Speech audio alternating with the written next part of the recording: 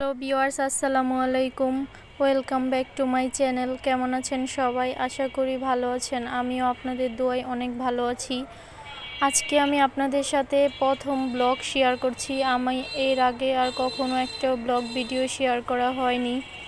তো এখানে আমি কিছু শাক আর লাউ নিয়ে এসেছিলাম। এই যে এগুলো এখন ধুয়ে নিচ্ছি, ভালোভাবে প্রথমে কেটে নিয়েছি, সাথে আলুও দিয়েছি। এখন এগুলো ধুয়ে নিব। আমি একে একে সব কাজ আগে একসাথে গুছিয়ে তারপর রান্না করতে বসি। এভাবে রান্না করলে হয় কি, একদম তাড়াহুড়ো ছাড়াই ভালোভাবে রান্নাটা শেষ হয়ে যায়। এই যে এখানে আমি রুই মাছ নিয়েছি, এগুলো দিয়ে লাউ রান্না করব। লাউ দিয়ে মাছের মাথা, তার সাথে আছে কিছু পিস, এগুলো ভেঙে রান্না করব। এই তরকারিটা খেতে খুবই মজা। এখন এখানে আমি বক্সের ভিতরে লবণ দিই, এই বক্সেই আমি মাছটা ফ্রিজে রেখেছিলাম ফ্রোজেন করে। তো এখন এর ভিতর লবণ দিয়ে বক্সের ঢাকনা আটকে আমি ঝাঁকিয়ে নিচ্ছি।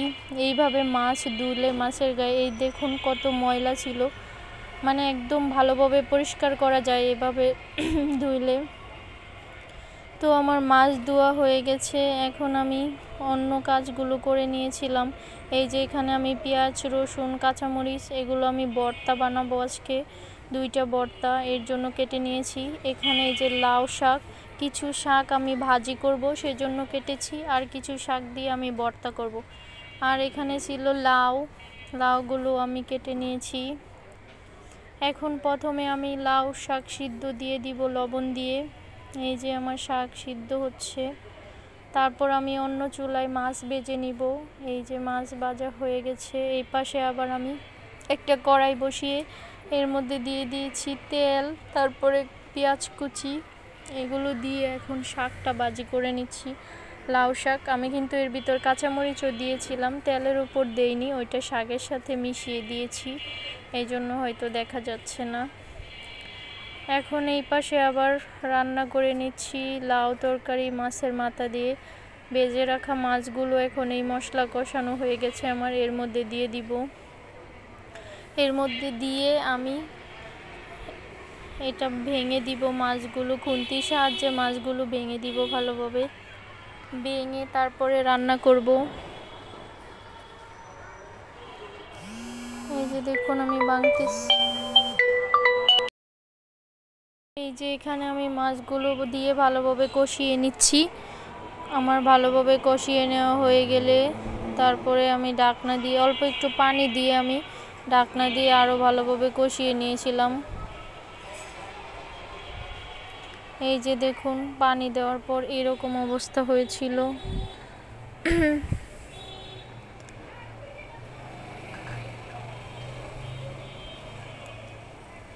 এখন দিয়ে দিব লাউ, কেটে রাখা লাউগুলো দিয়ে ভালোভাবে নেড়ে চেড়ে দিব ঢাকনা দিয়ে লাউ সিদ্ধ হওয়া পর্যন্ত। আর কোনো পানি ব্যবহার করব না। লাউ তরকারি রান্না করলে আপনারা প্রথমে মশলাটা ভালোভাবে কষিয়ে নেবেন, মাছ দিয়ে ভালোভাবে কষিয়ে নিয়ে তারপর আর পানি দিবেন না। লাউ থেকে যেই পানিটা ছাড়বে ওই পানিটাকে দিয়েই লাউটা রান্না করে নেবেন। ওই তরকারিটা খেতে ভীষণ মজা হয়। আজকে আমাদের তরকারিটাও খুবই মজা হয়েছিল। এই যে দেখুন ভালোভাবে মশলার সাথে লাউগুলো মিশিয়ে নিচ্ছি। এই যে আমার লাউ তরকারি আস্তে আস্তে এই দিক দিয়ে হতে থাক, আমি অন্য দিক দিয়ে এই যে লাউ পাতা সিদ্ধ করেছিলাম ওগুলো বেটে নিয়েছি। এখানে পেঁয়াজ, রসুন, কাঁচামরিচ ছিল, ওইটা আর উঠেনি ভিডিওতে, উঠেছিল হয়তো স্কিপ হয়ে গেছে। এখন লবণ আর কাঁচা সরিষার তেল দিয়ে মেখে নিচ্ছি ভর্তাটা। এর আগে আমি চ্যাপা শুটকির ভর্তাও বানিয়ে রেখেছিলাম, ওইটার সাথে এখন তুলে নিচ্ছি ভর্তাটা। এই যে দেখুন আমার ভালোভাবে মাখিয়ে নিয়েছি ভর্তা। এই যে একসাথে 2টা ভর্তা, মাশাআল্লাহ দেখতে খুবই সুন্দর হয়েছে লুকটা, খেতেও ভীষণ মজা ছিল। এই তারপরে ওইদিকে আমার লাউ তরকারি প্রায় হয়ে এসেছে, ওইটা এখন দেখার পালা কেমন হয়েছে। এই যে দেখুন আমি একদম লাউ তরকারি একটু নরম নরম খেতে পছন্দ করি, আপনাদের ভাইও একদম নরম নরম তরকারিটা বেশি পছন্দ করে, এই জন্য এইভাবে রান্না করে নিলাম। ধন্যবাদ সবাইকে, ভালো থাকবেন, দোয়া ও ভালোবাসা রইল।